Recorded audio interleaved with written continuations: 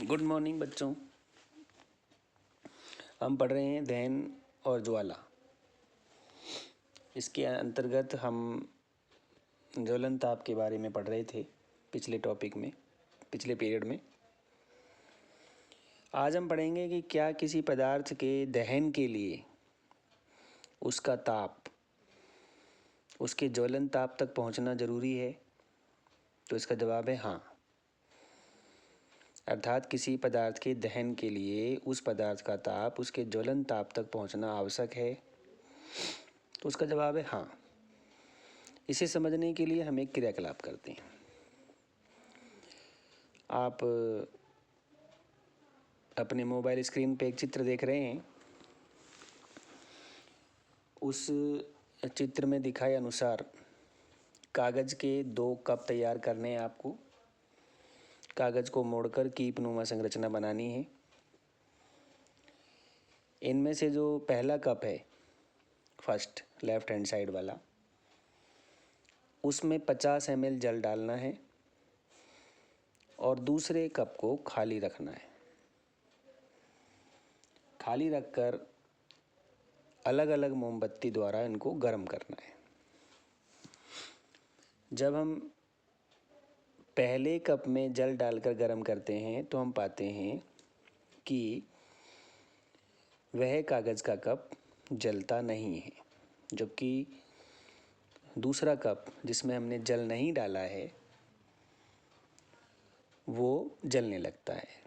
दूसरा कप क्यों जलता है?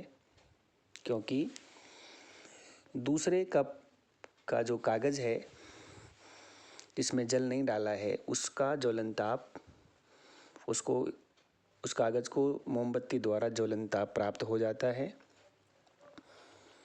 जिसके कारण वह कागज़ जल्दी से जलने लगता है। पहला वाला कप जिसमें जल भरा है वो क्यों नहीं जला?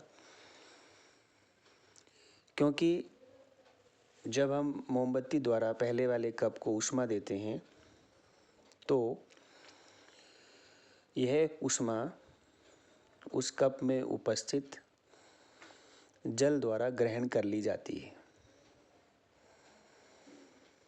अर्थात जल उस ऊष्मा को ले लेता है, जिसके कारण से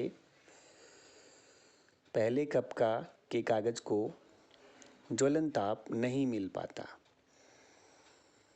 अर्थात उतना ज्वलन ताप नहीं मिल पाता कि वह कागज़ जलने लगे। होता क्या है यहाँ? जब हम पहले कप को गर्म करना जारी रखते हैं तो हम कागज़ के कप में उस जल को उबाल भी सकते हैं। कागज़ के कप को जो दी जाने वाली ऊष्मा है वो चालन द्वारा जल में चली जाती है,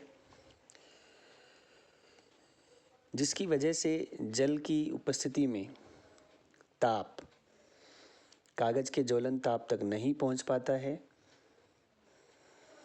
इसलिए वह जलता नहीं है। जबकि कागज़ का खाली कप जलता है क्योंकि उस कागज़ को ज्वलन ताप प्राप्त हो जाता है। जिन पदार्थों का ज्वलन ताप बहुत कम होता है और जो ज्वाला के साथ सरलतापूर्वक आग पकड़ लेते हैं वो ज्वलनशील पदार्थ कहलाते हैं। अर्थात जिनका ज्वलन ताप कम होगा और जो ज्वाला के संपर्क में आने पे जल्दी आग पकड़ लेते हैं वो ज्वलनशील पदार्थ कहलाते हैं। जैसे पेट्रोल है, अल्कोहल है, द्रवित पेट्रोलियम गैस है, एलपीजी है आदि। तो पहले कप में जल होने की वजह से मोमबत्ती द्वारा दी गई ऊष्मा जल के द्वारा ग्रहण कर ली जाती है, जिसके कारण कागज़ का ज्वलन ताप नहीं बढ़ पाता, कागज़ को ज्वलन ताप प्राप्त नहीं हो पाता। इसलिए पहला कप नहीं जलता है, जबकि दूसरा कप के कागज़ को ज्वलन ताप प्राप्त हो जाता है, जिसकी वजह से वो जल जाता है। इससे ये सिद्ध होता है कि किसी पदार्थ के दहन के लिए उसका ताप उसके ज्वलन ताप तक पहुंचना आवश्यक है। इस प्रयोग से यहाँ ये सिद्ध होता है। अब नेक्स्ट जो इसमें टॉपिक है वो है आग पर नियंत्रण कैसे पाते हैं। देखिए, हम सभी जानते हैं कि किसी वस्तु के में आग उत्पन्न करने के लिए हमें 3 आवश्यकताएं होती हैं हमारी। पहला है ईंधन होना चाहिए जिसमें आग लगेगी। दूसरा वायु होना चाहिए उस ईंधन को जलाने के लिए। और तीसरा ऊष्मा होनी चाहिए, अर्थात ईंधन का ताप उसके ज्वलन ताप से अधिक करने के लिए ऊष्मा होनी चाहिए। ये 3 चीज़ें किसी वस्तु में आग उत्पन्न करने के लिए आवश्यक होती हैं। इनमें से एक या अधिक आवश्यकताओं को अगर हम हटा दें तो हम आग को नियंत्रित कर सकते हैं। जब किसी स्थान पे आग लगती है